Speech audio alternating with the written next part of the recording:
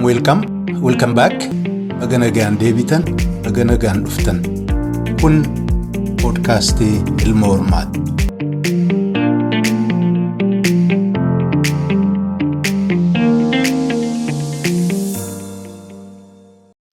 Shama hordoftoota podcastii Ilma Hormaa. Akkam ooltan, akkam bultan, akkam jirtu. Warra marraa duraatiif asiin baataniin immoo baganagaan dhuftan isiniin jedha. Walumaa galattuu marti keessanuu dhiyaadha. Egaa marii jaalabbaa biyyaa roobaa miseensa hoogganaa adda bilisummaa Oromootii fi qabsaa'aa gameessaa waliin seenaa qabsoo bilisummaa Oromoo kan adda bilisummaa Oromiyaatiin gaggeeffamaa ture asitti fufna. Turfiilee sadeen dabran keessatti waan abbaan biyyaa nuun qoddatan marti keessanuu dhageessanii jirtan jedheen abdadha. Warri marraa duraatiif asiin baatan immoo yoo deebitanii kurfii jalqabarraa kaastanii dhaggeeffattan waan kurfii arfaffaa keessatti isaan nuu himan akka gaariitti hubatuu dandeessanii isin gargaara jedheen abdadha. Kanaaf kana godha. Egaa san dura waan gaggabaaduu dubbachuun barbaada. Isinis tokko waltajjiin kun waltajjii bilisaa waltajjii dhuunfaati. Pilaatfoormiin kun podcast jedhama. As gubbaatti namuu bilisa ta'ee yaada isaa dhiyeeffata. Jaarmiyaan ani baabsuuf hin jiru, gartuun ani harka dha'uuf hin jiru, kan ani jaalladhee faarsuu kan ani jibbee balaaleffadhu hin jiru. Kanaaf amma danda'ametti yoo wallaala kiyya hin ta'in waltajjiin kun bilisa. Abbaan biyyaas ta'an warri biraa waltajjii kanarratti dhiyaatan amma dura gara fuulduraatiif dhiyaachuuf deemanu. Inaa waliin ilaalcha takkaa immoo baabsa takka illee hin qabanu. Waltajjiin kun bilisa wanti naan oofu waanuma bilisa ta'uu isaa waan beekaniif yaada isaanii as gubbaatti dhiyeessuuf fedhii agarsiisan kanallee hubadhaa jechuu fi xiqqoo aadaan siyaasaa hornuuf Afrikaa kun namuu walumaaf dibbee dhahuu malee waan wayyaa ta'e irra bobba'uu waan hin baramneef dhiiroo waltajjii kana immoo eenyutti oofa jettanii warri shakkii xiqqoo qabaatan gab jedhaa jechuu barbaadeetani. Egaa jaalabbaa biyyaan kurfii arfaffaa kana keessatti erga yeroo sana motora chaartaraa jedhamu sana waan keessa turan kurfii sadaffaa keessatti nu ibsanii booda erga mootummaa ce'umsaa sana adda bilisummaa Oromoo dirqamee gadhiisee bahee booda jaallan dirree bahaa fi dirree kibba bahaa turan sun maal keessa dabarfatan haalli qabsoollee maal fakkaataa ture ka jedhu waan ofii yaadatan nuun qoddatan. San dura garuu namni garii yoo irraanfatee ture bakka immoo gaafas ijoollee ta'uudhaan achiin boodallee dhalatuurraan kan ka'e waan barree amma bara chaartaraa takka immoo mootummaa ce'umsaa jedhamu sun maal inni fakkaataa ture keessaa ija Oromootiin takka immoo haala adda bilisummaa Oromoo keessa ture waan wallaala kiyyaa xiqqoo jechuun barbaada. Kanaaf egaa noof galchaa. Adda bilisummaa Oromoo innaa chaartara seenu xiqqaatu hoogganaa fi miseensi gameeyyiin bifa sadiin yookaan karaa sadiitiin warra dhufee wal ga'e. Inni dura akkuma abbaan biyyaa nu himanitti warra dirree bahaarraa ka dhufe, warri kaan warra dirree dhihaate. Humni sadaffaan warra mana hidhaa dargii keessa zamana dheeraa hergarama guddaa keessa dabarsanii kan lubbuun hafan isaani. Egaa humna sadii kanatti walitti dhufee marraa duraatiif uummata Oromootiif jechuudha. Maqaa isaaniitiin mallattoo isaanii odaa qabatee ka isaaniif dubbatu dirree gubbaatti bahee jechuudha. Addunyaa guddatte ka himu argamuunsaa adda bilisummaa Oromoo kan duraati. Wanti isaan hojjetan taaffeen isaan godhan finfannoon isaan argamsiisan waan xiqqaa miti. Kanarraan kan ka'e uummanni baay'een isaanirraa shakkii qabaataa turellee dabaleeti. Akka malee isaan mararfate akka malee dinqisiifate wanti isaan hojjetan jechuudha. Zabana sana keessaa 70 irraa kaasee hamma 90 jidduu bara ture sana keessatti uummanni Oromoo jiraachuu isaa jechuudha. Biyyuma isaa keessattuu akka gaariitti ibsuun rakkisaa bara ta'etti seenaan isaa bal'inaan barreeffame kan hin jirretti miidiyaa biyyootiin ollaa inni fagoo jiru dhiisinnummaan ollaa uummanni kun jiraachuu isaa bara hin beekne kana keessatti namoonni kun bobba'anii uummanni kun jiraasaa himanii beeksisanii hamma danda'an illee fira argataniif qabsoo sana gaggeessanii dhufanii maqaa uummata sanaan mootummaa ijaaruun keessaa qooda fudhachuun isaanii it was miraculous jechuudha. Kanaaf namni qalbii qabu yeroo sana akka malee dinqisiifateen Gariin namaa isaan wajjin bobba'uu dhabuu isaatiin guilty feeling ofitti dhaga'ameen akka jiruun jechuudha. Girrisee qaqqabeeni bakka baay'eetti namni waajjira ofii banee jechuudha. Ofii qophaa'ee ofii dabballee ta'ee isaan gargaaruu bobba'ee kana malees egaa qabeenya qabuun uummanni Oromoo ofiin odoon qusatiin jechuudha. Guuree isaan akka malee mararfatee akka malee ol guddisee ilaalee kabajaan isaaniif kenname nama siyaasaa kamiitu godhamee kan hin beekne amma umrii keenya jechuudha. Kun immoo tattaaffii isaan godhaniif uummata boolloo sadii keessatti awwaalame jechuudha. Generation after generation gabroonfataa tokkorraa kan biraa jechuudha. Irra bobba'ee almost dhabamuu bira uummata gahee ture san ol kaasanii kanaaf ulfinni kabajaan jaalallee hogganoota adda bilisummaa Oromootiif dhaabuma sanaaf uummanni Oromoo baay'een agarsiiseen waan isaanitti taatu hin turre. Egaa keessaa fakkeenya isin himuuf bara sanatti waltajjii garaagaraatti miidiyaa irra bahanii warri dubbataa turan kan akka Jaalleen Coolataa kan akka Galaasaa Dilboo fi Jaal Diimaa turan namni baay'een hamlachuurraan kan ka'e bara sana ilmoo argate warri ture namni lakkoofsaan xiqqaa kan hin taane Leencoo ka jedhullee maqaatti moggaase. Egaa siyaasaa namtuudha namni miiraan deemu kun akkuma ol ka'u sana dafeellee lafa dhaha. Booda keessa immoo Jaal Leencoon akka warri sun barbaadu ta'uu dhabnaan namni gariinis ilmaan ofii isaanii moggaasu sana kan sheena'inuma ture. Moggaasuuf sheena'uu sana keessatti Jaal Leencoon ofii wanti isaan hojjetan hin jiru. Namummaa ofii isaatii godhee namummaa ofii isaatii sheena'e. Ammoo sadarkaa sana emotional namni keenya ture jechuufi jaalallillee guddaadha. Egaa uummanni Oromoo traditional society waan ta'eef warra maqaa isaatiin deemu marraa duraatiif argatuun kan dhibbaa dhibbatti irratti amantii godhu jechuudha. Hundi kun siyaasaa ta'uu hafee adda bilisummaa Oromoo akka kaltii wayiitti fudhatame. San keessatti egaa rakkoon uumamuuf jiraate jechuudha. Jaarmiyaa siyaasaa hogganoota jaarmiyaa siyaasaa bifa isaanii maluun alatti kabajuun jaarmiyaa illee bifa laalamuu maluun alatti ilaaluun hogganootaa fi uummata jidduu jaarmiyaadhaaf illee uummata jidduu rakkoo uumuuf sababa ta'uuf jiraata jedhee yaada kun ilaalcha kiyya. Egaa bal'inni nama akkanaan haa jiraatu ammoo xiqqoo warri siyaasaa keessa bibilchaate akkaataa isaanii bifa itti ilaalu kan biraatti ture. Gariin namaa warri dhaaba kana hogganu bifa adda addaa irraa warri dhufe ta'uunsaa loose organization ta'uunsaa kan gammachiiseen hin jira. Maaliif jennaan warri 70mootaaf 80moota 60moota keessa Afrikaa fi biyyoota Afrikaa fakkaatan baay'ee keessatti uummataaf bilisummaa uummataatiif qabsaa'aa ture. Gaafa aangootti dhufu kamalee warruma adii jedhamee uummata bulchaa jiruun irra hammaatee uummata miidhaa waan tureef loose organization ta'uun adda bilisummaa Oromoo kana namoota garii hin gammachiise. Maaliif akka malee totalitarian hin taane waan uummanni jedhu dhaga'uu danda'anii garaagara ta'uun isaaniis waltajjii ABO keessatti hooqni garaagaraa yaadni adda addaa bakka iddoo argachuu danda'a akka jedhuun abdatanii. Namni inni kaan immoo sirna diktaatara Itoophiyaa keessa jiraate immoo jaarmiyaa jabaa centralized control organization ta'uu dhabuunsaa weakness kalaalee warrattiin kun faayidaa hin qabdu ka jedhee jibbillee numa jijjira. Kanatti aansee warra amantii laallate jira. Dhugumaan immoo jarri kun illee sababuma qabanii biyya sana yoo seenaas xiqqoorraa gubbaa jiru kanarraa xiqqoo olarraa kakkaasanii na laalan seenaa amantiiti. Warra amantiidhaan bobba'utu uummata sanarra bobba'aa ture. Olaantummaa irratti agarsiisaa ture. Maalummaan nama asirra guddaan isaa amantii irratti hundaa'e. Warri amantii bahaara ce'ee dhufe hin fudhanne kun namummaan isaanii irraanfatamee yookaan gatamee akkuma bineensaatti ilaalamaa turani.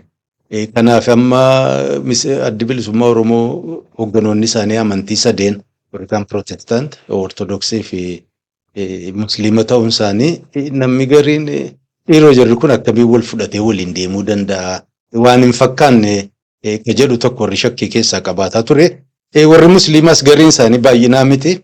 Jarri kun warrumaa kiristaanumaa maqaan isaanii zabana sana immoo kan mul'ataa turan Galaasaanis Leencoonis Diimaanis Yohaannis jedhamani obboleessi Jaal Leencoo Abrahaamii jedhu kun Yohaannisiif Abrahaame isaanuun geessan warrumaa yookaan nu gananii yookaan nu gurguran warri jedhee didee ofumaaf filloo barbaadetti seenee sunuma jijjiiraa waan qajeelaa hojjetan hin hojjenneen gara fuulduraatiif seenaaf qulqulleessuuf jiraatonni isaan shakkan sun ta'e moo hin taane illee ammallee seenaan Oromoo deemsarra waan jiruuf konklusiiv waan tokkorra hin geenye kanaaf.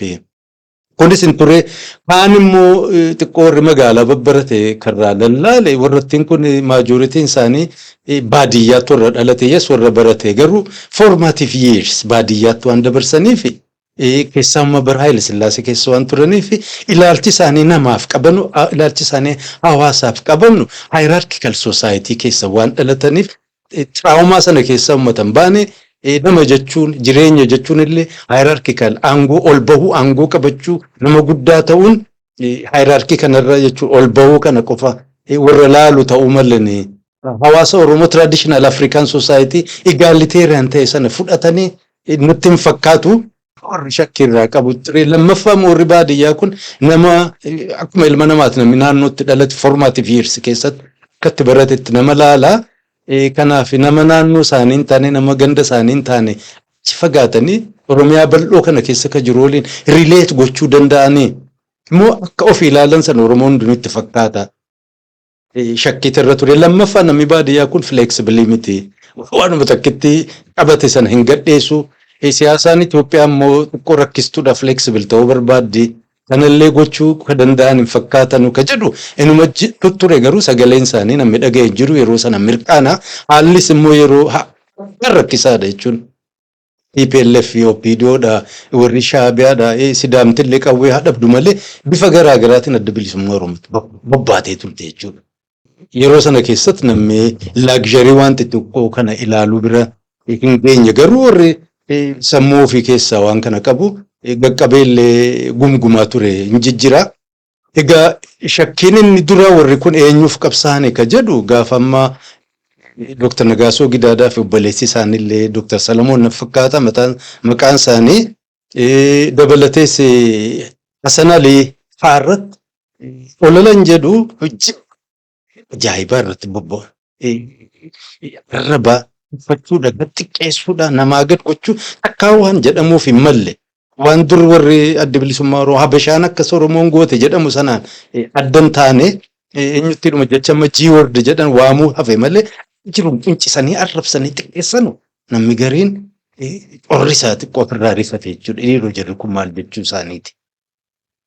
Olola siyaasaa oofuun waan tokko namummaa namaa achi fagaatanii fiixa nama sanaa barbaadanii xiqqeessuun Oromoon eenyuree?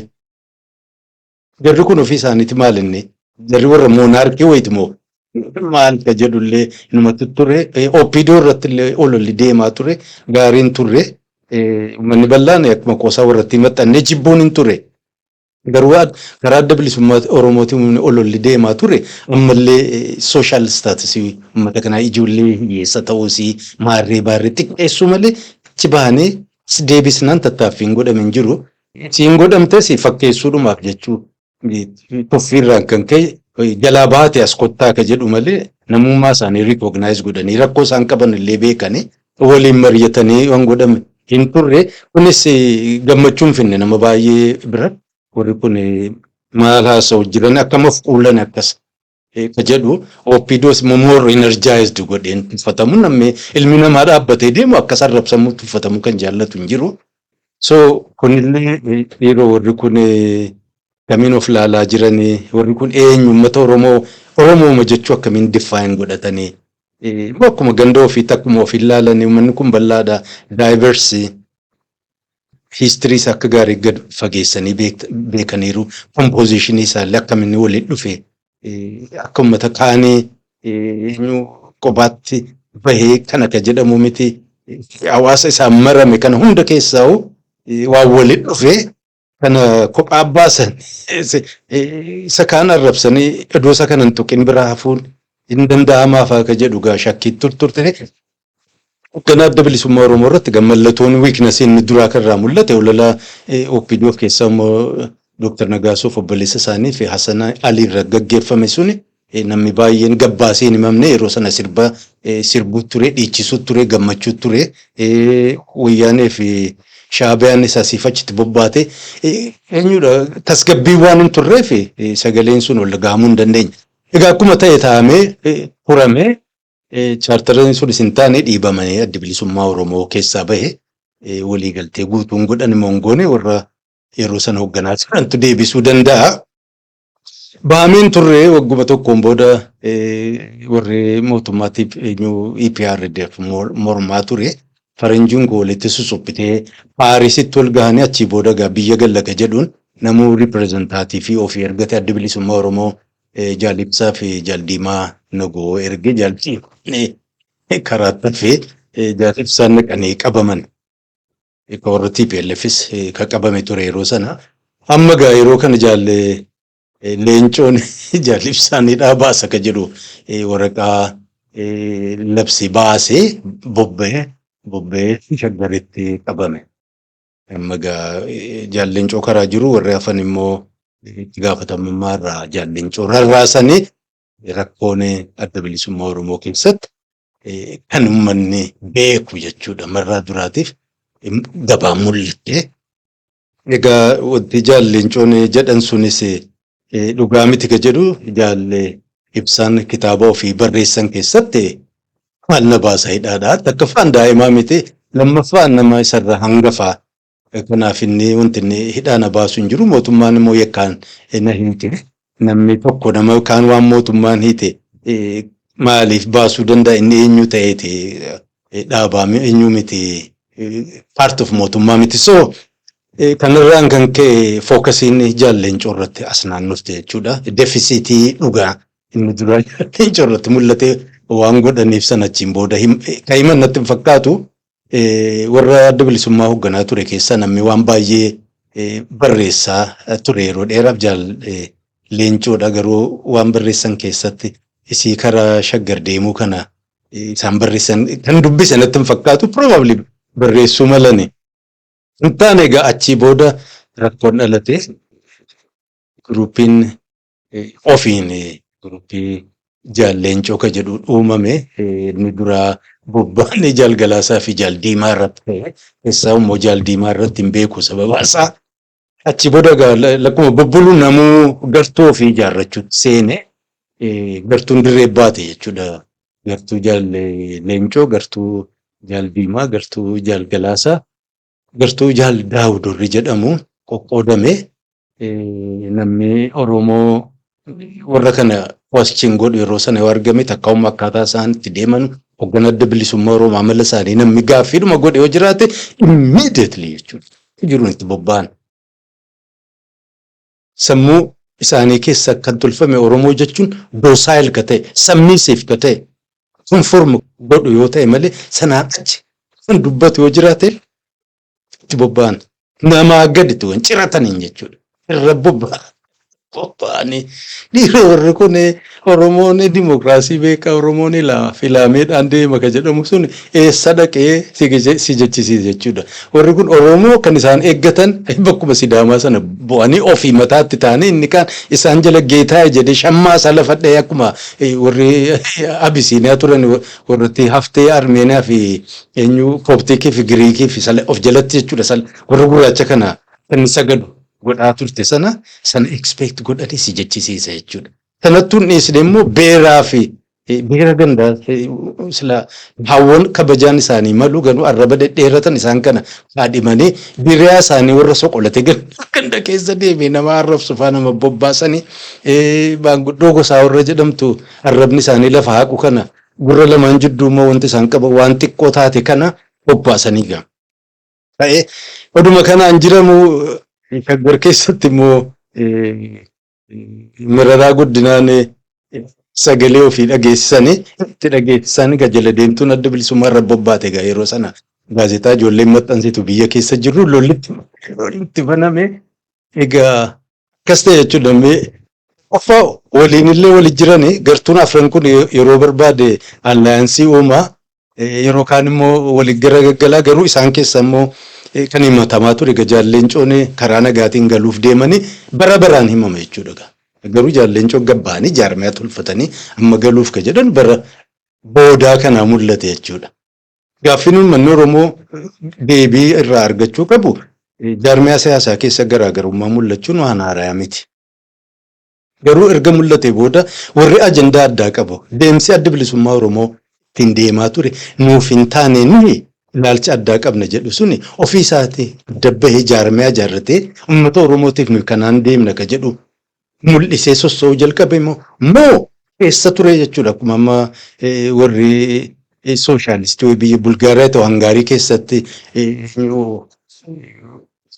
tooftaa jaarmuma keessa seenanii isa sanaa adda bilisummaa Oromoo kaafe sana irratti bobba'anii ajandaa ofii bakkaan gahachuuf inni kun yoo jiraate jechuudha. Isaan morman sun yoo lubbuun jiraate ofii ajandaa kana oofachuu hin dandeenyu ka jedhuun deeman moo hin deemne ni gaa waan gara fuulduraa bal'inaan dhaga'uuf jiraannu jaalabbaa biyyaa samma tokko irraa gaafadheen jira.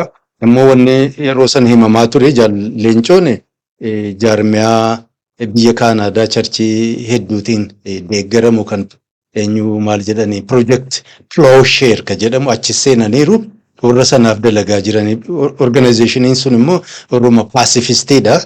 Warra nagaa barbaadu kana isaan waliin deddeemanii namni gaa sanarraa ka'ee immoo waan ofii speculate godhe hedduu jijjiraata. Walumaa galattuu 93 Jaallencoon innaa biyya deebi'a jedhanii tattaaffii godhan sanaan kaasee mooraan adda bilisummaa Oromoo mooraan qabsoo bilisummaa Oromoo tasgabbiin arganne.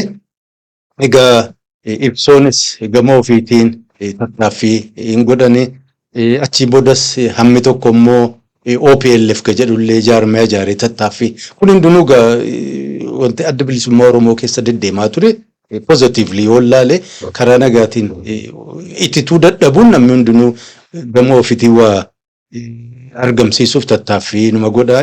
Community Ameerikaa keessa warri tuttures achirraa dallanes jaarmiyaa kan biraa ijaarrate waltajjiin egaa hin baay'ate garuu ittituu hin dandeenye warri dirree ture akkam tureedha amma gaa erga chaartaraa bahamee booda isaanuu maaltu isaan muda keessaa warri dirree bahaa fi dirree kibba bahaa Oromiyaa turan sun maal keessa dabarfatanii maaltu isaan mudate maalirra aananii faca'an moo hafanii kana gaa jaalabbaa biyyaa roobaarraa kurfii arfaffaa kana keessa dhaga'uuf jiraanna.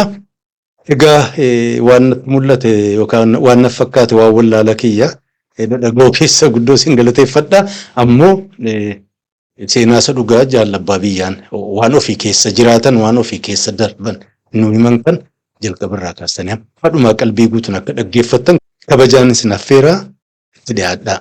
Mee yoo isin yeroo sana namuugaa qabsoo hadhooftuu keessa turtanii ammoo yoo hiree argattanii waan kana dhageessanii turtanii isin gaafadha. Amma walakkeessaa bara 1994-95 sana keessatti naannoo biyya Somaalee itti aanes Ogaadeen keessatti humna haaraa tokko mul'ataa ture. Maqaa isaa yaadadhu Alittihaad na fakkaata gaafase.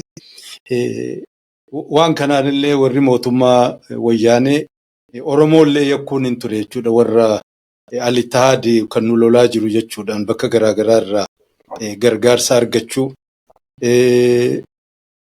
Eenyu mooraadhuma qabsoo bilisummaa Oromoo adda bilisummaa Oromoo kana keessattuu gariin namaa humni kun gara Alittihaaditti seenuu mala ka jedhu sodaa faa warri mul'isaa ture hin jira. Isin warri dirree turta waan kanarraa quba qabdu bara sana.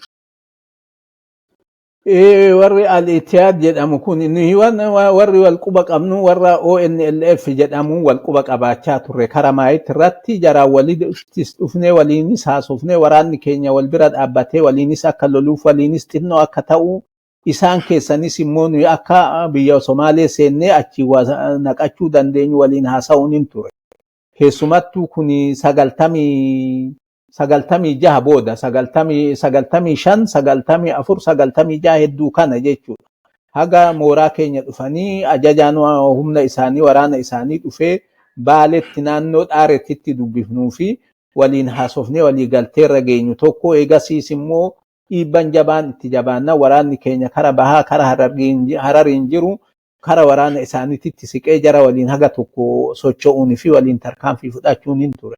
Yeroo kanatti waraanni al-Itiyaad jedhamu kuni waan biyya keessa seenee biyya keessatti gadi dhaabbate hin qabu. Inumaayyuu jaraanis waraana ONLF kanaanillee waliin fedhan jechuudha. Jarri kunis jaraan wal dura dhaabbatu akeeka tokkoon qabaatanii wanni kun yoo jiraatellee Somaalee keessa ture malee waan as biyya keessa ture hin jiru. Waraanni keenya immoo waa'ee akkanaa kana waa'ee al-Itiyaad kana homaa wanni jaraanis walitti nu hidhuu fi wal nu quba qabaachisu hin jiru. Jarri kuni lafti abbaan qabuu kan jedhuun deema argitoo lafti kan rabbiitii naannoon hundinuu naannooti kan jedhuun deemaa kanarraa kan ka'e uummatallee immoo amantiidhaan naannoo jedhee deemaa. Waraanni keenya immoo waraana amantiidhaan ijaaramee waraana sabummaadhaan ijaaramee warra amantii garaagaraa qabutu waraana kana keessa jira. Kanarraa kan ka'e jara kana waliin hariiroo tokkollee wal qunnamtii tokkollee qabaachaa turre fagoottiin jiranii dhageenya malee waan dhiyeenya walitti dhufnee waliin dalayne yookaan wal quba qabaannellee tokkoon qabu yaada akkasiitti waraanni keenya qabaachaa turre jechuudha. Haga Somaalee seennellee waraana Hussein Aydiid fa'aa waliin wannoo jennee jaraa walitti hidhanne malee Itiyaad kanaan wal qunnamtii fi waa tokkollee qabaachaa turre. Inumaayyuu waan kana warri silaa hamatamuuf yannoo jedhu waraana IFLO jedhetu ijaarametu haga tokko naannoo Hargeessatitti warra kanaan maqaa amantiitiin wannoo jechaa ture kan jedhu oduu hin dhageenya. Hagam takka diippilii waliin jiranii isaantu beeka.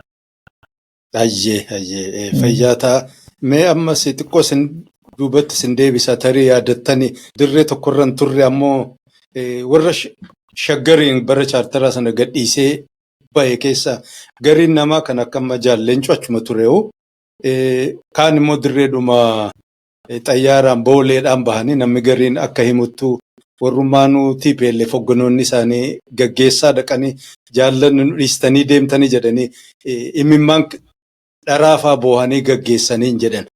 Hogganoonni gariin immoo jaalle guutamaa fi jaalnadhiin gara dirree bobba'anii himama. Mee yoom dhageessan waa'ee jaal guutamaa fa'aa waa'ee jaalnadhii fa'aa isi warri karaa bahaa turtan bara kam dhageessan oduu isaanii? Waa'een amma chaartarri diigamuun kun 92 irratti waraanni diigamee bahee 92 eega baane namoonni kun kara alaa yaa'ee hin dhageenye jaallan immoo jaalnadhii fi jaal guutamaan akkuma baheeni kara baalee dhaqee baalerraa illee waraana silaa naannoo waabee jiru akka gamas dhufu inni zooniin kun zoonii afuritti ijaarame jechuudha. Zooniin ijaarame zoonii bahaatii, zoonii kibbaa bahaatii, zoonii dhiyaatii, zoonii jidduutii, zoonii kaabaa jedhamee wanni akkasii ijaaramee ture jechuudha. Zoonii jidduu kana jaalnadhii faatu itti wannoo jedhamee zoonii immoo kibbaa bahaa jaal guutamaatu ture, zoonii bahaa immoo nutu ture jechuudha. Jaal dhugaasadhaa jaal buruisoo anatu naannoo san ture.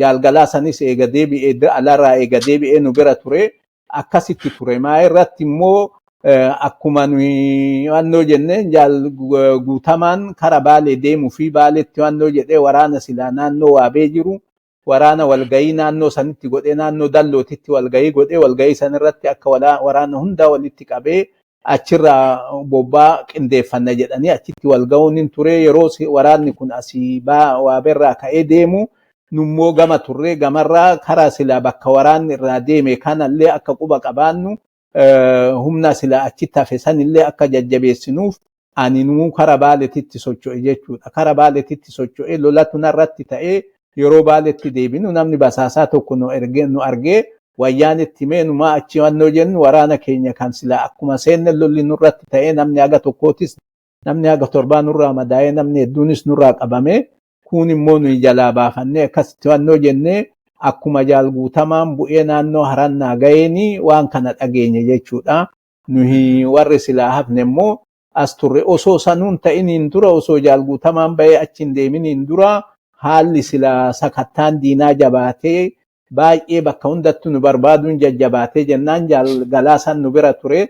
Jaal galaasaan nu bira ture mul'isa abbaa gadaa yaamne mul'isa abbaa gadaatiif mucaa abdii jennuun tokko waliin goonee bifa ummataatiin jarri akka hargeessatti deemanii fi ala dhaqanii jaallan kunis ala dhaqanii jaallan ala jiru waliin waan silaa barbaachisu achiin nu gargaaran kan jennuun jaal galaasaa erginee nuyi miseensonni koree hojii raawwachiiftuu nama sadiitu hafe anaa jaal buruisoo jaal dhugaasatu hafe nuyi sadan hafne immoo gooroo adda addaatirra jiraachaa turre ani duraan qumbiin ture qumbiirraa amma kara baaleetitti akkan achi ba'u murtiin naa himame jaal dhugaasan immoo bookerra ture jaal buruisollee duraan ol kara rigaada ture innillee gad dhufee amma bookee sadanirra ture akkasitti gamaa gamanaan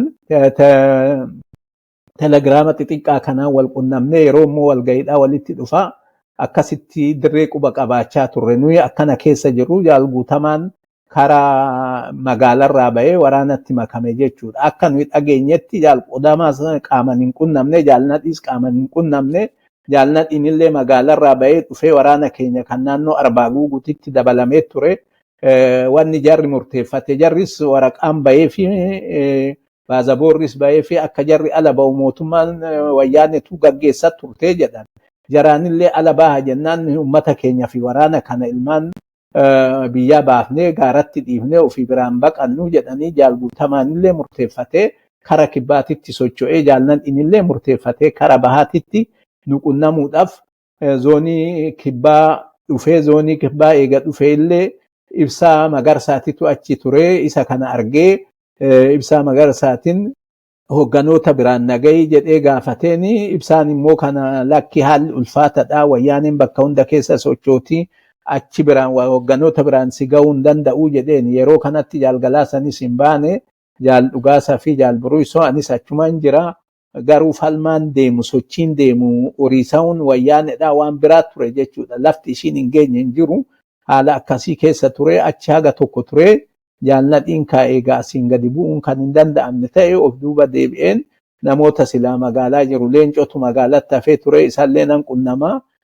warra affaar kana waliinillee haasawa qabnaa meesanillee wannoon godhaa of duuban ol deebi'a jedhee achirraa karaa hawaashitti ol deebi'e jedhanii naannoo inni hawaashitti deebi'ee uummata keessa bakka jirutti wayyaaneen dhageesse achitti qabdee isa fuutee jechuutu jira. Haala akkasiitti ture ka jaallan kuni murteeffatanii dirreetti bahanii namoonni kun immoo kara alaatitti baafatan jechuudha. Barakaa argadha jaalle abbaa biyya. Mee bara 92 dhumarraa kaampii erga gadhiistanii deemtanii fi hamma dhiibamtanii biyya ollaatti achi taakkitan san jidduutti jaallan hedduutti isinirraa wareegame nama baay'ee dhabdanii kumaatamaan kan lakkaa'amu qabamee hidhaa ture hursoodhaa bakka hedduutti jechuudha. Akkam ture wanni sun akkamiin yaadattanii jarri warri jaallan qabsoo dirree turtan haalli sun akkam ture akkamii fudhattanii wareegama qaqqaalee waraana hedduu qabamee hidhamu.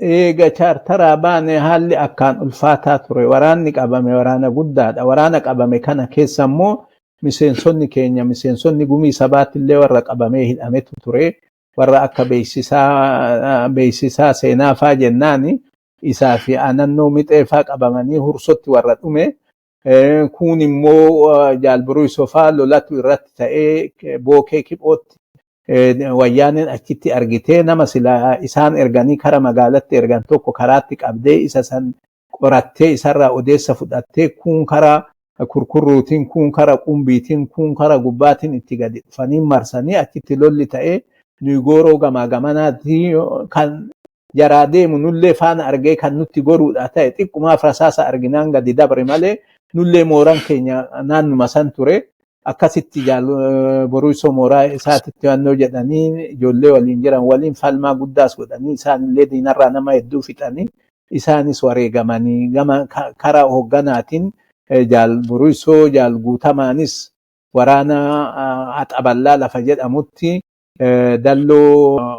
dalloo mannaati gaditti amma achitti wannoo jedhanii achitti marfamanii humna kara hedduudha wayyaaneen kaan helikopteraan kaan maaliin fiddee warra gurraa kana basaasota gurraa kanaan wannoo jettee bakka jarri jirutti marsitee humna dachaa hedduudhaan humna kana ofirraa lolanii guyyaa jaha lolanii guyyaa jaha booda humni kunis lola guyyaa jaha booda achirraa hooba'u eega achirraa ba'e lafti dheebisaa bishaan jiru immoo bishaan murtaawaadha dheebisa san keessatti bahanii eega jedhanii jaal guutamaan faanis humnarraa kara tokkotti deemuun baay'ee rakkisaadha. Akka isaan kophaatti bahan godhanii nama jaha waliin faana sanirra deemtee dhuftee argattee achitti marsitee jennaan jarri hundinuu haga lolee booda ofirratti tarkaanfii fudhatanii jaal guutamaa faas yeroo sanitti dhabnee jaal buruusoo faas hin dhabnee warri immoo osoo falmaarra jiruu qabamanii wannoo jedhanii diina harka bu'anii dhuman warra akka beeksisaa fa'aa hoogganoonni biraa immoo kan sanii gadi hoogganoota hedduudha. Kan miseensonni amma gaafa jaal guutamaan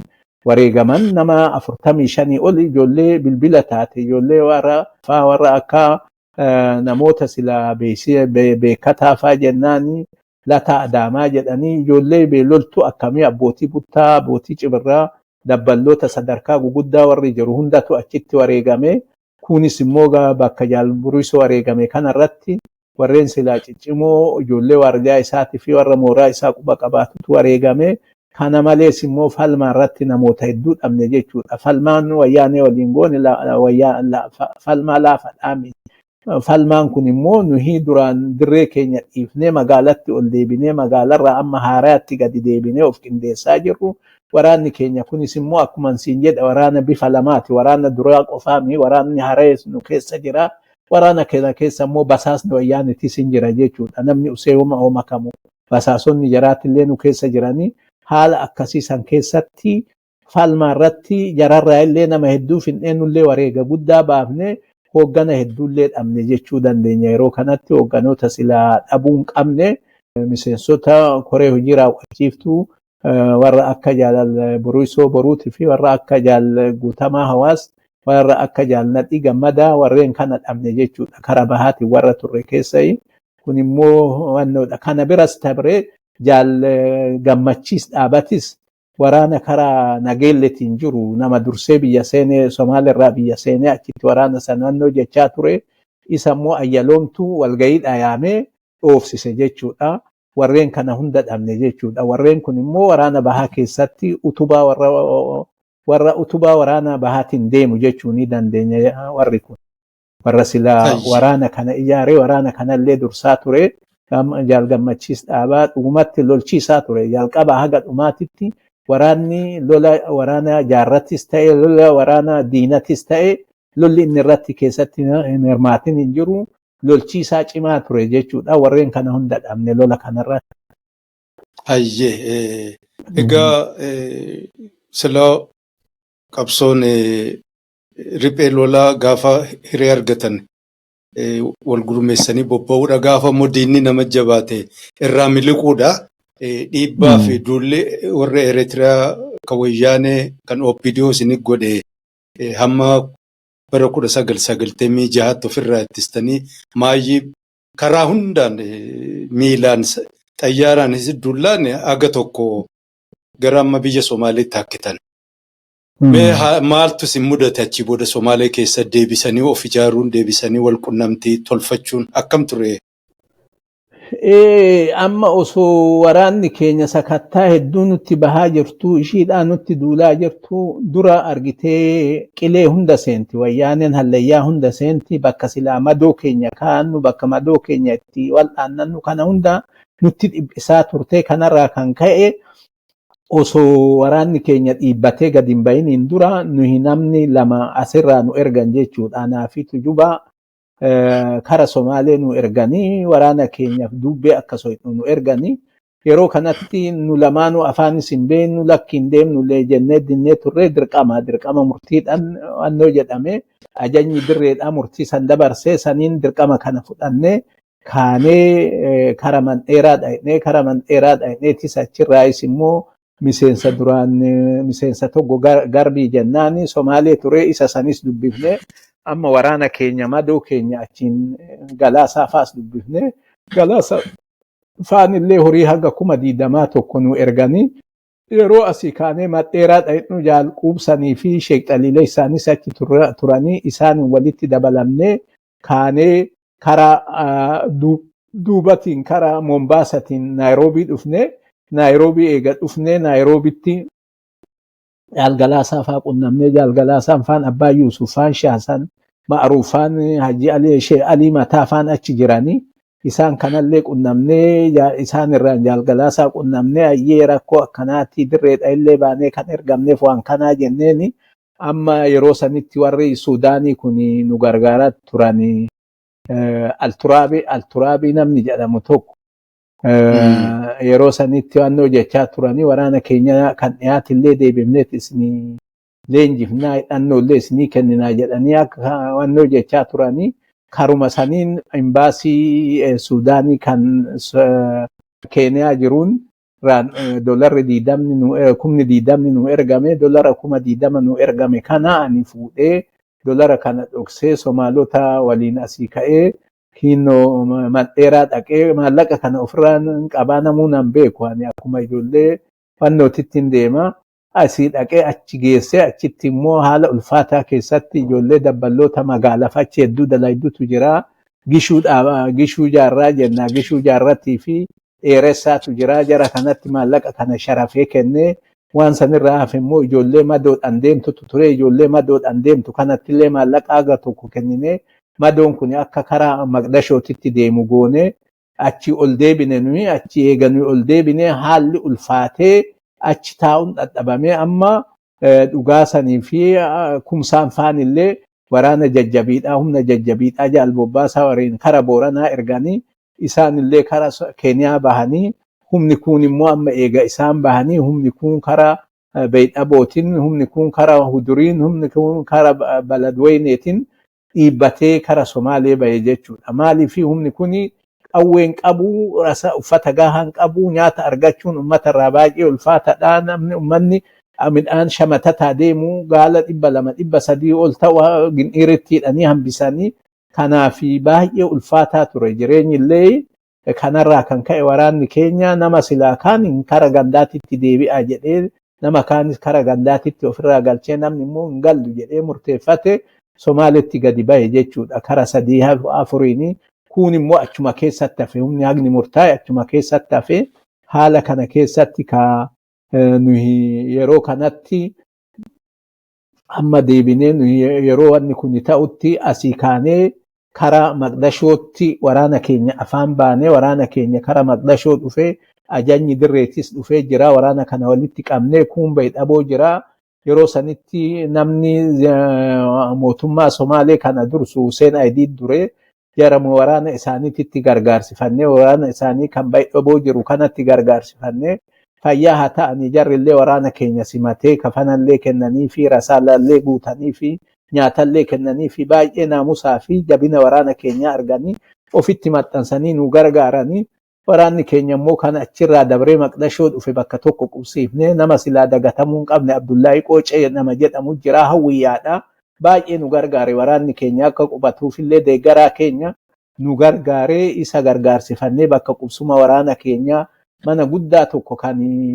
wannoon lolarratti madaafni irratti bu'ee too diigame garuu kan bishaan boolla bishaanii qabu kan ammallee keessa jiraachuudha ta'u san nu arge waraanni keenya immoo achi keessa atti qubatee kan amma Maqdashoo dhufe kun isallee achitti waan qabnuun tajaajilaa gama kaanin immoo waraana silaa dhufee Beydhaboo ga'ee fi kan duritti hafellee quba qabaataa nuyi kanatti jirru jaalgalaa san amma Hoolaand irraa ka'ee kara Naayiroobii dhufe jechuudha. Naayiroobii dhufee jaaldhugaa saafaa qunnamee jaaldhugaa saafaatu achi jira. Nuyi amma gadi buune anaa fi abbaan Liiban kumsaan faan gadi buune sheexaliilee isaan faan gadi buune waraana silaa dhiibamee bahe kana simachuudhaaf gadi buune Maqdashoo jirra achirraa na yaamanii hoottuu naan jedhee natti ergee jaaldhugaa sanii ka'eetiin yeroo sanitti wanni ittiin deeman xayyaara jimaa malee hin jiru karuma nama keenya deeggaraa keenya Abdullahi Qoocee kanaan warra namoonni inni beekuni xayyaara jimaatiin ka'ee dhaqee achitti dhaqee jennaan jaalgalaa sana ani isinittiin dhaammadhee deebi'uudhaaf dhufe malee qabsoon nagahee jedhaa maal jettaan jedhee maarree hoo nutti dhaammate hogganni dirreedhaa hundinuu baheetti Maqdashoo jira. Jaallan silaa jiran hundattuu dhaammata malee nu lamaanitti dhaammatee deebi'uun hin ta'u waliin gadi dhaqneet waliinuu dhaammannee yoo itti fufnas jenne waliinuu qabsoo deebinee itti fufna wal ijaarree yoo immoo addaan galla yoo jennes walitti dhaammannee addaan galla gadi bu'uun isaa barbaachisaadha kan jedhu jaaldhugaasaa wal mari'annee isatti illee himnee inni illee fayyaa haa ta'u nu harkatti hin dinne hin fudhatee kanaan galaasa fi ani kaanee kara Maqdashoo buune jechuudha. Maqdashoo buune humna keenya achi jiru qunnamne yeroo kanatti namni silaa bahee naannoo Naayiroobii jiru Amaan Kadirillee achi ture, Joobiraanillee achi ture. Jarri kunillee immoo akka nu waliin deemnu gaafannee turre. Joobiraan nan deema jedhee bakka silaa qubatu marraa lama taaksiidhaan dhaqnee argachuu hin dandeenye. Eenyu maqaan isaa Amaan Kadir immoo na dhukkubaa jedhe dhuguma dirree nu bira ture. Dhukkubsatee tiibiin qabeet magaalatti erginee magaalaa Finfinneetti haga tokko wal'aannatee booda Tigreen itti dhaqqabnaan jalaa baqatee kara Naayiroobii bahee Naayiroobittis immoo na dhukkubaa ani danda'ee deebi'uu hin danda'u ammallee natti jiraa jedhee ganda Shaasammaa Ruufitti argee dubbiseetiin akkasittiin waliin deemuu jarri hin taane anaa fi Jaalgalaasan gadi buune. Eega gadi buune hoggana dirree jiru kan silaa dirreedhaa dhiibamee achitti bahee wal argine. Maaltu mala kan jedhu wal gaafanne maaltu mala kan jedhu wal gaafanne amma horii illee hin qabnu Galaasanillee horii fudhatee hin dhufne. Horiin inni qabu tiraanspoortiidhaa fi kan Mulugeetaanii fi namaat naa kennanii jedhee horii Jarmaniitii fi horii Hoolaandii haga maallaqa haga murtaa'e tokko kan qabu ta'e malee waan dilasiitiin kanaaf maal goonaa kan jedhu wanni silaa goonu kora hatattamaa yaamuu qabnaa waa murteeffachuudhaaf waa godhuudhaaf kora hatattamaa godhachuu qabnaa. Humni silaa dhiibame irri guddaan bahee as jira. Humna silaa as jiru kana waliin hoggana silaa ala jirullee hoo kan dhufan ta'e yaamnee jaraafillee dhaamsa dabarsine kora hatattamaa godhachuu qabnaa. Kora hatattamaa kanarratti waan ta'an murteeffannaa jenne amma kora hatattamaa kana qopheessutti seenne maaliin goonaa baajeta hin qabnu jenne baajeta kana nama amma fira keenyaa jennu kana Abdullaahii Qoocee kanarraa $1,000 liqeeffanne jechuudha. Namni kun immoo gaafa waajjirri keenya Somaaleetti banamurraa kaasee nama nu waliin ture, nama silaa dhaaba keenya waliin ture, Abbaa Yuusufaa waliin baay'ee walitti dhiyaatanii wal quba qabu. Inni naggaadeedhaan nu liqeesse maallaqa kanaan amma nama miseensa keenyaa tokko Muhammad Haji Adam Haji Hamid jedhuuni oddoo guddaa qabaa. Injiinar Muhammad Haji Adam Haji Hamid jedhuuni oddoo isaa kana keessatti kora kana qopheessinee kora kanarratti irri guddaan waraanuma keenya kan argamee deeggartoota keenya Somaaliyaa keessa jiraatan keessaa namni haga 5-6 argamee jira. Kana yaamne alarraa immoo hogganoota silaa jiran yaamichi haa godhamu jennee Jaalgalaasatti himnee Jaalgalaasanis dhaamsa dabarse jedhee jarri isaan keessaa namni dhufe hin jiru. Warra Yaman turan keessaa Daawudii fi Abbaan Caalaa dhufanii jaalleen coollataa itti himamee ture. Ani haala kana keessatti haalli sun haala jabaadha. Somaalee keessatti namni dhufuu hin danda'u. Waraanni Somaalee kun Mooriyaantaa warri jennuun kun warra bakka jirutti beekta waan qabdu keessaa bahe siin jedha hoo ati didde funyaan inni sitti naqa jedha. Ijoolleen ganna 15-20 qawwee guurrattee yaate. Haala baay'ee ulfaataa ture. Waraanni gosaa kun ijaaramee bakka hunda jira. Haala kana keessatti jaalleen conan hin dhufu jedhee jaaldiiman immoo dhufee Naayiroobii ture. Inni natti hin himamne jedhaa. Jaal dhugaasan immoo achirraa Abbaa Yuusufii fi jaal dhugaasan achirraa dhufanii akkamitti akka itti himuu dhaban hin beeknu. Dhufeetiin yeroo sanitti Naayiroobii dhufee ture hin dhufne innillee jaal dhugaasa fi jaal Abbaa Yuusuf achii dhufanii korarratti argaman jechuudha. Haala saniin yeroo sanitti immoo namni alarraa illee Ameerikaadhaa fi Awurooppaarraa illee naannoo Kanaadaarraa illee namoonni dhufanii jiru. Warri akka Yaddii, warri akka Damishoo, warri akka Tamaam Yuusuf, warri akka Leencoo Baatii fa'aa duuba dhufanii si'a Leencoo Baatii Muhammad Haji Adam Muhammad Adam Jiloo deebi'iitii ammallee Abdallaa jennaan Abdallaa Awustiraaliyaa irraa namoonni kun ka'anii dhufanii turan. Nama haga akka eenyu xasee odaa xasee warreen kun dhufanii turanii kora sanirratti eega korri eegalamee dhufanii kora sanirratti illee immoo hin hirmaatanii maayirratti waan akkasiitti ture haala kora godhanne jechuudha. Kora kanarratti amma akkam taanaa kan jedhu kuni ka'ee akkam taanaa jaallan keenya hoo warri silaa hogganootaa maan dhufinii jedhamee gaafannaan dhaamsi ga'ee wannan dhufiniif hin beeknu Leencoon immoo ani haala san keessatti hin dhufu jedhee kan jedhutu ture. Hayyee maal goonaree kan jedhu ka'ee amma deebinee of ijaaruu qabnaa faca'uu hin qabnu waraana keenya deebinee ijaaruu qabnaa kan jedhu irratti walii galle wal ijaaruu fi of ijaaruu kanarratti walumaa galatti akkamitti of ijaarraa kan jedhamu bifa haaraan of ijaaruu qabnaa waraana hoggana keenyallee bifa haaraan utubuu qabnaa kan jedhu as ba'e. Akkamitti utubama hogganni kan silaa jiru hin jiraati akkamitti utubamaa jennaan hogganoota silaa yaamichi ga'ee hin dhufin kana mirga isaanii rarraasuun barbaachisaadha kan jedhu. Mirga isaanii warra akka Leencoo, warra akka Diimaa, warra akka Xaahaa, warra akka Qaxalee, warra akka Dooktar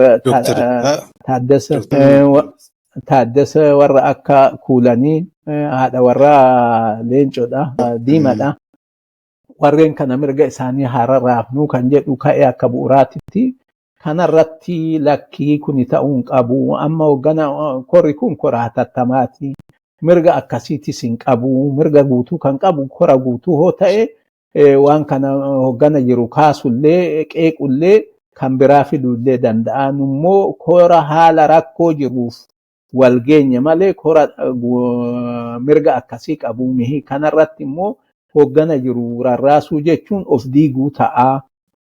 Kanaafuu kanan goonu akkaatuma silaa deebinee waraana keenya ijaarree dirree keenyatti deebinuu fi durana ammoo kora guddaa yaamnee rakkoo keessa keenyaa itti furannu godhachuu qabna malee amma kanarratti mirga walii rarraasuun hin ta'uu kan jedhu keessa jaalgalaasanis komii hogganoota kanarraa qabu himate jechuudha. Komii ati himattu kanas nuyi amma sirraa dhageenye jararraan dhageenye dhuguma komiin ati himattu kun dhugaadhaa dharaadhaa jarrillee hoo bakka kana jiraatanii jarri simatee wanna hundaayyuu manni kun dhaga'ee akkasitti murteessuu danda'a malee waan sirraa dhageenyu qofaan jara rarraasuun hin ta'u. Kanaaf wanni kun akkasitti hubatamuuf ilaalamuu qabaa jennee irratti walii galuu hin dandeenye mormii guddaatu deemee mormiin guddaan deemee bu'uura kanarratti maa irratti sagalee dhanaa murtaa'u jedhamee sagaleedhaan wanni murtaa'e lakkii jara mirga jaraa rarraafnu jarri akka jirutti ta'ee deebinee of ijaarree waraana keenya dirreetti haa deebifnu kan jedhu irratti fixannee waan kana fixannee bullee borumtaa peetishinii mallatteessanii deebi'amee peetishinii mallatteessan kana irratti nuyi horii qabnu kaaliqeeffannee kora kana goone warri horii qabu warra alaa dhufe kana kun immoo ijoollee jimaa sitti bitanii maalis godhanii surrii namoota qoqqoodanii humna murtii dabarfate kana yaada isaanii jijjiirsisuun hin ture. Borumtaa deebi'amee lakkii murtiin kuni jara sana aangoo isaanii rarraasuu qabnaa kan jedhamu kuni dhufe warra amma alaa dhufee nutti makame kana keessaa kan aangootti ol dhufuudha hawwii qabuu fi kan warra hoggana dure kanarraa illee quufa hin qabne hin turanii. Haala akkasiitiin kaa murtiin sun dabre murtii sanirratti waliin galle eega murtiin kun dabreen booda haaraatti hogganni haaraatti filame kunis seera dhaabaa kan duraan itti dalagannu eeggatee kan filame turre fakkeenyaaf itti aanaa hayyu dureetitti namni filame bultum ture bultum kun immoo chaartarii keessa nutti makame haga nutti makames damee siyaasatti goonee warra damee siyaasaa kan wayyaanee reebdu qilee tokkorraa qilee tokkotti silaa lafa bakka bakkatti jijjiiraa akkasitti diina jala qaxxaamursinee warri kun biraa nyaatamee inni akkasitti warra hafee dhufe. Kanaaf yeroo sanitti immoo hoo xiqqaate namni tokko dhaaba keessa ganna 10 olii turuu hayyu duree ta'uudhaaf yookaan itti aanaa hayyu duree ta'uudhaaf kan jedhu ture.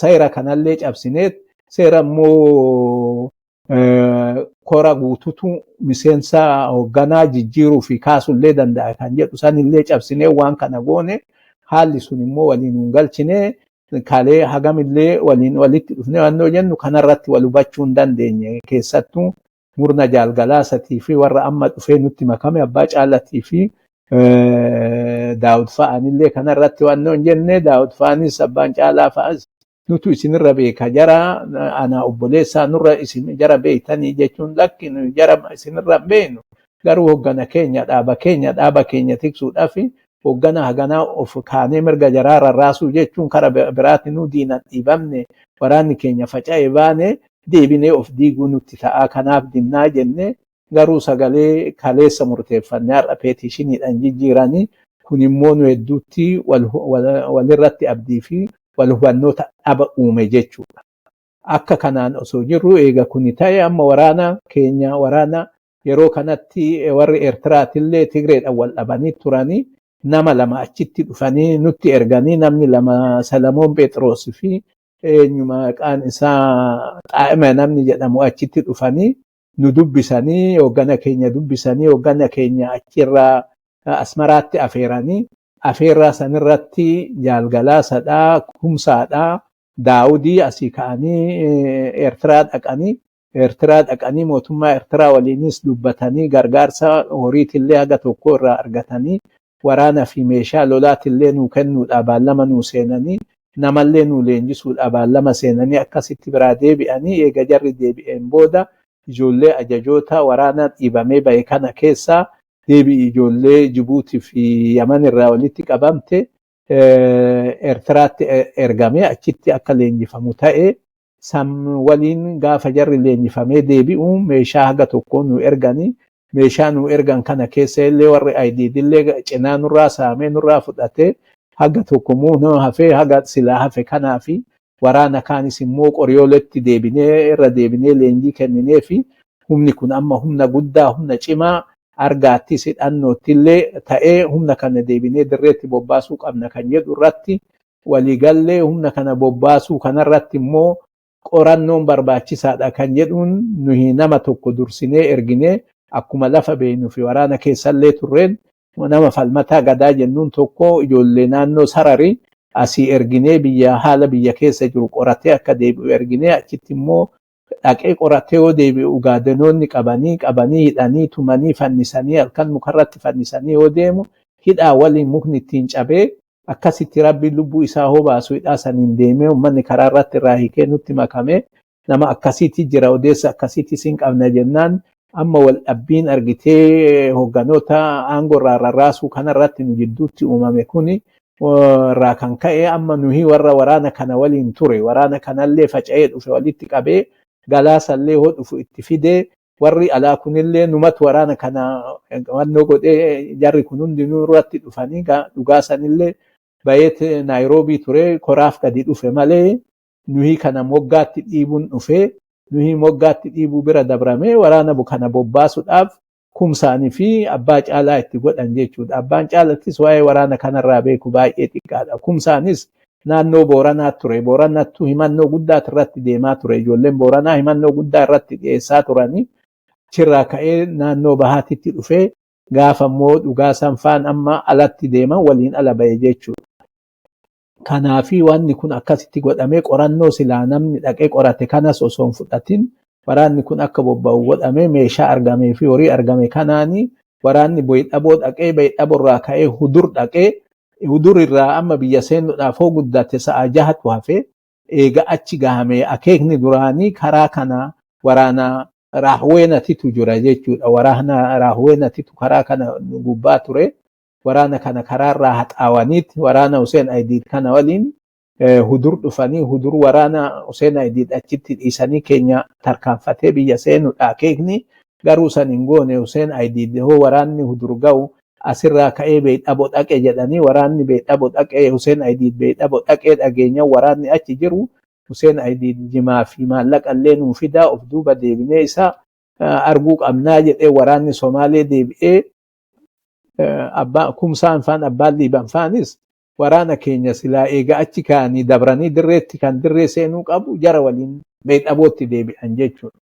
Boyidhabootti yoo deebi'an kana Tigreen immoo waan kana dhagaattee itti qophooftee turtee waraana Raawweenaa kana qabattee halkan makiinota hedduudhaan kaatee itti yaate halkan kana ijoolleen makiinaa walitti dhaabbatee deemu kana arganii jara diinni nutti deemaa jira waraanni diinaan nutti dhufaa jira kanaafu itti haa qophoofnu yookaan bakka kanarraa haa jijjiirrannu jedhanii Kumsaafaatti himanii Kumsaan immoo warra sirkaala Somaalotaatiin mari'atee lakkii waraanni yaa'aa jiru warra makiinaa kasalaati malee makiinaa diinatii kana dhiisaa diinni as dhufu maaltu jiraami jedhaniini ijoolleerraa fudhachuu didanii amma warri sarkaalaa kunis Hussein Aidid jimaadhaan dhufee jimaa kanarra jiranii Kumsaan keetis jara waliin hogganaati taa'ee wannoo jedha osoo akkasitti wannoo jedhu diinni kun dhufee mooraa marse hoo marsullee jara nadiinni nu marsee dhufe nu jala qabatee jira osoo jedhaninu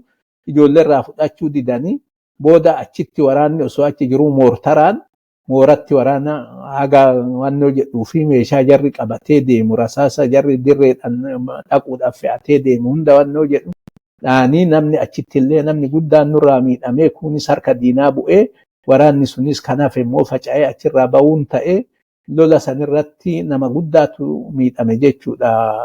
Lakkoofsa isaa qulqulluuttis beekuu baadhu kara nama 170 oliititu miidhamee kan harka diinaa bu'ellee san hin hanqatu meeshaan immoo duraan qabatanii dirree ittiin deemuuf deeman akka jiruun achitti wannoo jedhanii namni silaa humna san fudhatee dirree seenu jaalcaalaa ture jaalcaalanillee guyyaa san wareegame jechuudha. Argitee lolarraa eega bahanii wareegame jechuudha. Haga tokko madaa'ee ijoollee haga tokko waliin ba'ee ijoollee waraanni raahweenaa kun bakka hunda qabatee jira. Akkasitti isaanii humna gabaabaa itti dhukaaftee jaalcaalanillee gaaga'ame haala akkasiitiin nu mudate. Achirraa eega baanees immoo waraanni keenya gad deebi'ee amma deebi'ee biyya haa deemuu qabaa jedhan amma gungummii uume argitee lolli Tigreen achitti dhuftee gootee mirga achitti argattee meeshaa guddaa keenya qofaa kan warra waraana Hussein Aididillee meeshaa makaanika wannoo meeshaa qawwee guguddaa makiina irratti fe'amee jiru kana akka jiruun hedduu dhaalte jechuudha hedduu boojite. Kana booji'uun immoo mootummaan Somaaleetiif uummanni Somaaleetillee sababa addi bilisummaa Oromoo dhufee Oromoon dhuftee nu keessa jirtuu fi Tigreen illee asitti dhuftee nu weerartee meeshaa keenyallee nu saamtee kan jedhuun komii guddaa fi dhala guddaa nu keessaa haa ba'an kan jedhu wannoo jechaa turte. Karaa biraatiin yeroo kanatti Tigreen argitee keessan namoota maallaqaan bittee hoogganoota jaraa qabaa nutti kennaa jettee waan akkasii tattaafachaa turte. Hussein Aididillee kana gaafachaa turte. Yoo jara hoogganoota jaraa qabdanii nutti kennitan meeshaa keessanii fi waan keessan hundaa isinii deebifnaa jechuun hin ture.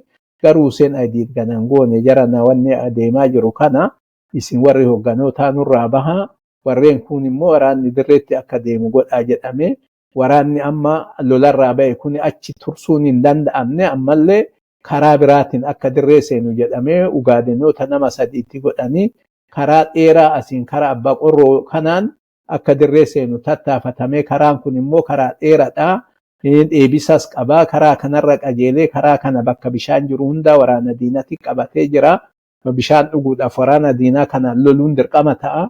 Karaa saniin waraanni keenya ergame amma ijoollee Somaalee ugaadanoota nama sadi waliin ugaadanoonni yoo lolli banamu ijoollee biraa hin deemte. Waraanni kun immoo karaa irratti qilxuufaatu amma qilxuufaa fi jaalbultumfaatu itti godhame. Karaa irratti lolli hedduun itti ta'ee ajajoonni hedduunis wareegamanii namni hedduunis irraa kunis booji'amee kunis qabame kun qaxxaamuree biyya seene falmaa hedduudhaan miidhaa hedduutu irra ga'e akkasitu ta'ee jechuudha. Kan sanirraa hafe amma waraanni biyya seene kun eega biyya seenee biyyatti gadi dhaabbachuuf ta'e jara ugaadenoota mootummaa waraana amma ONLF kana qunnamaa jedhaniini jara kana qunnamuudhaaf namni humna kanaan deemu qilxuu ture qilxuun jara kana qunnamuudhaaf haadha iyyaa bakka jedhamtutti dhaqee isaa magaalaa san keessa jiru wayyaaneen immoo ijoollee waardiyyaa isaa kan inni alatti dhiisee deemu qabdee mucaa telegiraamatiif kana qabdee achitti marsitee too jaalqilxuullee qabdee haala saniin humni biyya keessa seenee eega biyya ga'e illee faca'uun dirqamni itti ta'e jechuudha. Haala akkasiitiin nu mudate waraana silaa qaalii waraana silaa dhaamuu hin qabne faca'uu hin qabnetu haala saniin faca'e.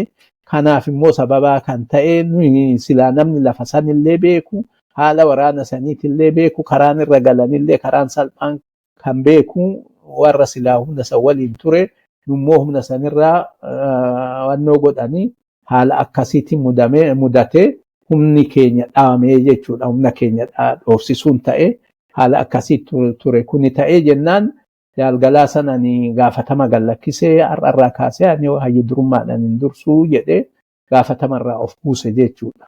Lakkii maaliif jennaan waan kana argitee gaafatama amma waan ta'e kana haala ta'e kana warri Eertiraatillee akka wayyaaneen hidhattee as deemaa jirtu itti himtee turte. Wayyaaneen deemaa jirti meeshaa hidhannoodhaan waraana jarri basaasa qabu argatanii odeessa himnaan inni itti bilbilee itti bultunfaatti jedha abbaan caalaa silaa maqaadhaaf godhame malee asuma maqdashoo keessa jira. Haala saniin waraanni keenya dhawamuun sunii fi faca'insi fi wareegni qaaliin bahe suni argitee hamilee humna keenyatti irratti illee waan guddaa uumee namni silaa hafee jirullee maali wanni kun akkamitti ta'a kan jedhu xixxiixee walga'iin nu haa godhamu kan jedhu gaafate gumiin sabaa jirullee kan amma hafee jiru walga'iin nu godhamuu qaba jechuun gaafatee gaafii kana waliin dhiyaatee galaasanii duraanuu inni akkuma gaafa Naayiroobitti dhugaa san nutti meesiin jedhe sani inni dhaammatee deemuu barbaada argitee warra hogganoota olii jiranii waliin galle haga ala turellee kanaaf haalli kun immoo dabalee hoo irratti ta'u gaafatama ofiin ofirraa buusee jechuudha. Inni ofirraa buusee jechuun maal goonaa jedhamee amma namni wal gaggaafate walgahii irratti wal gaggaafate hayyee amma namni wanni silaa goonu Daawudiin yeroodhaaf bakka isaa haa buufnu. Eegas immoo yeroo waggaa tokkoof cinaan caalle keessatti kora sabaa guddaa haa yaamnu. Kora sabaa guddaa sanirratti hoggana keenya deebifnee haa utumnuu kan ijaaruu kan jedhu akkasitti walii galameet Daawud godhame jechuudha. Daawud godhamuu kana inni amma waraqaa barreeffatee dhiyeeffatee ani irraa of kaase jedhee akkasitti dhiyaate jechuudha. Kadhatameet illee lakki dhiisii wanni amma wannoo gootu kun hin ta'u jennaan illee hin dide akkasitti irraa bu'ee wanni sun ta'e waraanni keenyallee akka yaadamnetti akka hamaatti dhaame jechuudha. Argitee silaa qophii gahaa qochuun qorannoo qoratame san irratti hundaa'anii karaa amma laga gannaale keessa osoo waraanni sun ol qajeelee yaa'ee jedhe osoo diinallee mudatin nagaan biyya seena ture osoo immoo namoota hin taane itti gochuu baatanii amma waraanni hudur ga'e sa'a jahatu isa hafe wanni beedhabootti gadi deebi'uuf hin jiru utaalee biyya seena silaa waraana diinaa kan gadi deemuun illee wal bira qaxxaamure silaa hoo biyya seene lafa beekutti deebi'aa ummata beekutti deebi'aa achi keessatti of ittisuu fi socho'eet illee diina jalaa socho'eet illee of jiraachisuu danda'a. Haala yaadaminiin humni akkamitti qophaa'ee leenji'ee hamilee guddaadhaan qindaa'e tokko nurraa dhaabame jechuudha. Haala santu nu mudate yeroo chaartaraa san irratti. Nullee immoo hogganoonnis murtii seeraan alaa kan silaa fudhatamee hoggana rarraasuu fi filmaata seeraan alaa godhame kanarratti walitti quufni fi walirratti abdiin hin dhabame jechuudha nu jidduutti. Achittuun dhaabbanne immoo nu keessa warreen jiran ijoolleen ajajoota muraasaa, ajajoota buttaa, ajajoota signaalarra dalagaa turan humna seelii tokko oliititu nu keessaa bahe jechuudha. Yeroo sani warreen nu keessaa bahanii wannoo jedhanii turani akkasitti nu keessaa bahan warra nu keessaa bahan kana ummata keessatti achumatti maqdashoodhaa bahanii wannoo jedhanii asirra ibsaa nagaoofaa eenyu maqaan isaa namicha amma duraan diisii ture kana Ofuma walleffin ala warra abaa'utuma abaa'oo kan hin taane. Dura abaa'oo ture egas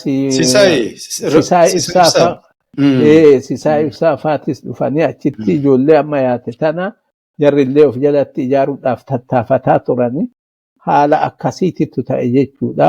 Haalli baay'ee ulfaatan mudate sanii booda haalli nullee achi taa'uu hin dandeenye achi bahan karaa warra IDD'n dhufe booda namni nu keessaa namni 6 moo 7 Galaasadhaa, Daawudii, Abbaa Caalatii, Dhugaasadhaa, Bultumii ana akka achirraa baanu godhame. Achitti immoo namni 3 dhiifamee Kumsaadhaa, Mul'isii fi Quubsan achitti hafanii akka waraana achi jiru san quba qabaatan godhanii waraanni amma kan biyyatti ergame malee illee kan achitti hafetu jira. Kana qawwee irraa hiikanii riphisee uummata keessa akka jiraatu godhame akka jarri quba qabaatu godhame miseensonni gumii sabaatis bira jiranii akka achirraa kaanee xayyaara chaartaraatiin akka Eertiraa yeroo kanatti jeneraal Waaqoo fi Galfatollee kan wannoo Sidaamaa Jarmaya Sidaamaa Galfatoo beeytansa innillee nu bira ture amma jara waliin kaane achirraa akka kaanu godhame haya jeneraal waaqoo amma eegaa nu bira dhufanii lakki ani ammatti naadhaan jiru jedhanii nu bira hafanii galfata nu waliin ka'ee odeessi isaa waan ba'eef suduudan Eertiraan dhaqnee Ugaandaa dhaqnee Ugaandaa torban lama achi bullee gaafa 2000 jedhan Ugaandarraa kaanee Asmaraa dhaqne jechuudha. Yaman dhaqne Yaman irraa tiraansiitiidhaan Suudaan keessaan baanee Asmaraa dhaqne akkasitti wanni sun ta'e mooraan keenyas waraanni keenya immoo achuma keessatti hafeet yeroo haga tokkotti achi ture jechuudha. Hayyee hedduu galatoomaa jaalabbaa biyya seenaa hedduu dheeraa hamma dandeessaniin nu gaggabaabsitanii nu himtanii mee waan tokko amma warri dirree dhihaa ture sun Yaman turanii namni lamaan Daawudii fi Abbaa Caalaan isiniin makamanii hiree argattanii haalli waraana dirree dhihaa ture sun isaan irraa gabaasa argattanii. Homaa wanni gabaasan akkasitti bal'ifamee nu himameen jiru akka jarri jedhanitti duulleen nurratti deebi'ee kan jedhu himan waraanni sila kara dhiyaa sun waraana guddaadha. Waraana guddaadha. Waraanni guddaan sun hidhannoo nurra wayyaa qaba. Baajatallee immoo gahaa argataa ture. Wanni kara Daawudiin himatuu fi waan addaati. Inni anatu waraana sana hogganni waraana sanii ana ture ana irraa kaaseeti leencoon obboleessa isaatti godhee kan jedhu qaba.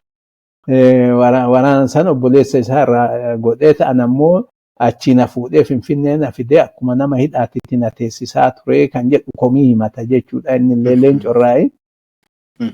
Dummoo akka dhageenyetti waraanni sun eega gadi deebi'ee waraanni sun tarkaanfii mana baankiitti irratti illee fudhatee tarkaanfii horii guddaa fuudhee kan jedhutu ture. Horii sanillee fuudhee Abbaa Caalaa bira ture. Abbaan Caalaa faa bira micayyoon qaadhima Abbaa Caalaa takkatti kennanii ishii fi obboleessi ishii horii san fudhatanii kara Jibuutiitti biyya alaatitti bahanillee kan jedhu oduun hin ture.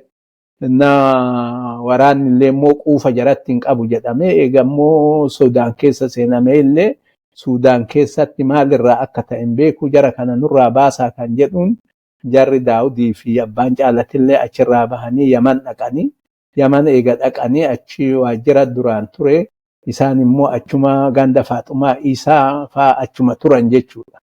Achirraa galaasa yaamee nutti fidee waan bal'inaan kanatu ta'e santu ta'e kan jedhan guddaan dhageenye garuu diinni nurratti fuuleffateeti.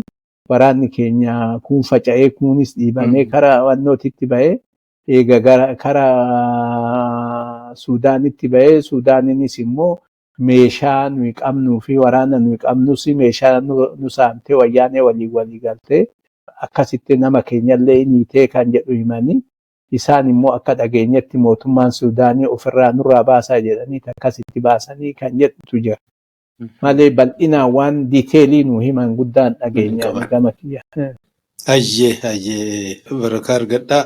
Kabiraa kan uummanni tarii dhagahuu barbaadu yoo jiraate silaa maqaa leencoo guuka'u waan hedduutu wajjiniin ka'a. Bara ammaa erga chaartaraa bahame booda galaasaan fa'aa biyya alaannaa jiranuu biyyan gala jedhee ugunni deemu miseensummaa irraa sararraasanii turan. Hiree argattanii gaafa ammaa galaasaa walitti deebitanuu sababaa sana akkaataa murtiin sun itti fudhatame irraa gaafattanii akkamiin jaalleencoo akka inni rarraase. Nuyi yeroo inni rarraasu kana beektaa hogganni bakka lamatti hiramee ture. Hoggana dirreetii fi hoggana alaa jedhameeti. Jaallan ala bahan akka bakka tokkotti ijaaramanii ayyu dureen durfamanii waan silaa hojii dippiloomaasiitii fi hojii alaa kana dalagan. Humni dirree immoo wal ijaaree akkasitti akka hojii dirreedhaa dalagu kan jedhamuun nullee miseensota gumii sabaatii fi miseensota biraatis ofitti daballee hoggana dirree jedhamee dirreettis ijaaramnee jirra. Deebi'ee alattis namni kun ijaaramee ture. Gaafa amma ibsaa guutamaatiin baasaa jedhee leencoon ka'ee biraa deemu kana jaraan osoo mari'atiin ka'ee deemee eega deemee inni achi ga'een booda kuni hoggana sadarkaa itti aanaa hayyu dureedha namni kun namni kun asii ka'ee diina bira dhaqee nama tokkoon baasa jedhee deemuun sirriidhaami kan jedhuun hoogganoota ala jiran waliin fi Galaasan wal gaafatanii aangoo isaa irraa mulquun ta'e jechuudha. Aangoo isaa irraa mulquun ta'e kun immoo ta'uuni booda nuyi warri jirru dhugaasaa fa'a wal gaafannee lakkii kun godhamuu hin qabu. Inni wanni godhe gaariidhaami garuu kana gochuudhaaf immoo ammatti wal diiguu ta'a. Waan kana Galaasadhaanis godhuun qabdu waan aangoo isaa deebisaa fi haa jiraatu. Korarratti waan kana isas gaafannee murtii silaa malu kennamaa fi kan jedhu akka dirree hooggana dirreetitti dhaamsa Galaasafaatti erguun keenya hin ture jechuudha. Galaasan immoo wanni inni jedhu walumaa galatti hoogganni dirree ture ala ture suni na dhagahan turre wannan ani jedhu narraa fudhataan turre kan jedhu warri kun isaaf siiniyerii isaati argite hundinuu warra isa dura dhaaba kana ijaaruu irrattis ta'ee hoggana dhaaba kanaa ta'u irratti illee qooda guddaa qabu. Galaasan 1977 ko'obti ta'e eega Somaaliirraa galee ko'obti ta'e kana irraa kan ka'e inni immoo hayyu duree jedhame. Hayyu dureen akkitti jarri hayyu duree godha baharraa godha jedhame nuyi asiin ala baanaa amma as jirraa hoo asumaan ol filleetu hayyu dureenis numa jennee baane namni nurraan fudhatu. Kanaaf bakkee waraanni guddaan jirullee bakkeen hoogganni irraa wareegamellee achuma baha waan ta'eef haga gaafa duraa walitti dhufnee sirnaan sirreeffannutti ammaaf achuma keessaa hayyu dureellee achuma filaa hoogganallee achuma muka biyya jiruun mana ijaaranii nama achuma wannoo jedhaati warra wareegamallee bakka buufadhaa guutayii kan jedhu dhaamsi dhufe argitee akkitti Galaasan dhufe chaansii kanaan dhufe malee silaa akka warra isa dura turetuu fi warra isa dura qabsoo kana dhaaba kana dhaaburratti qooda qabutu jira silaa Galaasan bakka kanaan dhufu. Amma eega ala bahee maal irratti akka ta'e hin beeku isa dhaga'uu fi waan inni jedhu irraa fudhachuu dhabuun kun hin ture Jarmaniitti waan waliin turanii fi kanarraa kan ka'e hundarraa abdii qabaachaa turre jechuudha. Komii qaba guddaa. Hayyee sagantaa odoon xumuriin dura gaaffii takkittiin isinii dhiyeessa. Innis erga Jaallencoon rarraafame booda keessaa biyya alaatti adda bilisummaa Oromoo hin himamin malee bakka lama bahee ture jechuudha. Namni baay'een gartuun ol qoodee gartuu Galaasaa gartuu Jaallencoo jedhamee beekama. Akka malee walirratti illee bobba'uun hin ture. Wanni kun isin warra dirree turtanii fi warra falmii irra turtan waan kana hagam quba qabdanii gabaasni isin dhaqqabaa ture. Gabaasni ifaan akkasiin hin dhaqqabne waa'ee diigamiinsa namni gartuu jedhamu kana eega gadi baanee Somaaleetti gadi baanee dhageenya. Keessattuu wanni kuni dhaabni keenya Naayiroobitti achi ba'uunii fi hoogganoonni keenya warri akka Leencoo, warri akka Diimaa, warri akka Taaddasaa Naayiroobii keessa turan. Daawud Faan illee achi turan. Amma gartuudhaan wal ijaaruun kunii fi wal qoqqooduun kuni gullalleetti eegalee haala akkasiitti deemaa ture kan jedhu duraan homaa irraa quban qabnu achitti eegale jechuudha.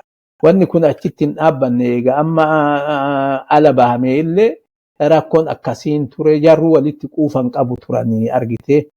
Jarru walitti quufan qabu turanii namu komii himata. Namni komiin himatan jiru Diiman illee nagatan kan jedhu yeroo tokko odeessi dhufee humna keessan dhufee waan san dirreetti dhageenye jechuudha. Waanuma deddeemtutu dhufee beeyta qicaa jedhaniin namuma itti dhiyaatu filannoo irraa waawannoo jedha hafuursa. Hafuurri isaa sun immoo san keessan babal'atee waraana dhaqqaba. Waan akkasiitti ture Leencoon Xaahanillee komii akkasii himataa ture ijoollee bahaatitti ergatee waan akkasii dhagaa turre. Eegas immoo waraanni namni wal qoode kan jedhu Gammachiis Gurbaan jedhamu tokko yeroo tokko dirreetti nuyi baalee jiru dhufe. Nuyi baalee jiru hoo dhufu chaappaa fidee dhufe. Chaappaa adda bilisummaa Oromoo sarkiliidha. Chaappaa bifa killeedhaa qabu. Oovilii moo maal jedhuun? Bifa akka killee wannoo jedhu argitee tolfame. Isa qabatee dhufe maali kuni jennaan kan dhaaba keenyatti jedhe akka dhageenyetti Gurbaan sun immoo Diimaa fa'aa waliin jiraa kan jedhutu jara warra Ilubaaborii. akkasitti dhufe lakki nuyi kanan beeknuu jennee achi deebifne na yaadadha wannootti nutti dhufe jaarraa abbayyii bakka jedhamutti nutti dhufe akkasiin of duuba deebi'ee gammachiisuun sun eegasiillee Naayiroobii ture amma eessa akka jiru hin beeku nama diimatti dhiyaatu waan akkasiitti ture achirraa argitee qoodamiinsi jiraachuu dhaaba jidduutti qoodamiinsi jiraachuu kana namni walitti quufa dhabuu kana dhagahaa turre. Diimanillee waraana dhiyaa anatu ijaaree waraanni kunis gaafa jila qabsaa'otatti sagalee guddaa anaaf kennee kan jedhu sila namni itti aanaa hayyu durummaatitti illee dhufuu qabu akka isa ta'eetitti akkasitti hubata sagalee miseensotarraa akka argatetti namni humna sanis immoo gadi dhaabe anaa kan jedhu dirree dhiyaate na isaan jidduuttu immoo wal dhiibban akka jiru argitee gandummaadhaan namuu warri amma karaan abbaa caalaa karaan daawud karaan taaddasaa kara leencoo goranii diimaa qopheessuun tokko akka jirutti inni illee waan akkasiisan komii akkasiisan qabaa deebi'i immoo daawudis yeroo chaartaraa ol dhufnu ani waraana na jala ture ana irraa kaasee abbaa caalaa itti godhee ana immoo ol na fidee akkuma hojii malee na teessisaa ture kan jedhu saba wannoo himataa namuu wal himata jechuudha xaahanis immoo inni biyyuma alaatitti baajata baasanii fi wannoo jedhan natti fakkaataa umrii isaa guutuu baajanni sun irraa qaqal'annaan nagatan kan jedhu waan akkasiisan wannoo qabaa haala akkasiisaniiti isaan jidduuttuu komii hedduutu deemaa ture kamtu kamii qulqulleeffannee adda beekuu hin dandeenye jarri wal ga'ee bakka tokkotti korri godhamee silaa namuu waan silaa qabu baafatee himatee akkasitti addaan beekama garuu namuu waan akkasii qaba eegasiis immoo kan wal araarfatee waliin dalagus kan immoo akkasitti wannoo jedhee seega amma magaalatti galee namuu wal araarfatee natti fakkaataa waan akkasiitti ture malee yeroo duraa namuu komii walirraa qabaa aangoon tunis badduudha aangoo tanarrattis namuu wannoo jedha bakka anaan hin malletti na ramadeen kunillee hin jijjira yeroo chaartaraa sanii haala akkasiitti deddeemaa ture nu immoo waan kana homaa irraa guddaan quban qabnu hama jettee booda dhageenya. Hayyee jaalabbaa biyyaa marraatti aanummoo ergaa biyya Eritiriyaa seentanii booda waan jiru irraa bal'inaan dubbannaa hadhaaf egaa waan hedduu seenaa qabeessa waan baay'ee keessa seentanii nu ibsuu keessaniif guddoo isin galateeffannaa. Egaa hordoftoota keenya torban dhufummoo sagantaa itti aanuun hamma walitti deebinutti nagaan nu jiraadha jaalabbaa biyyaa barakaa argadha. Ulfaadha isinillee galatooma. Hayyee hordoftoota poodkaastii Ilma Ormaa turtiin jaalabbaa biyyaa waliin qabnu kutaan arfaffaan kanarra raawwata. Egaa ammas irra deebi'ee maqaa kan hordoftoota poodkaastii Ilma Ormaatiin jaalabbaa biyyaa roobaa guddoo galateeffachuun barbaada. Isinis jalqabarraa kaastanii hamma dhumaatti obsaan nu waliin turuu keessaniif guddoon isin galateeffadha. Egaa torban dhufuu kutaa shanaffaa qabannee amma walitti deebinutti nagaan nu tura. Bye bye.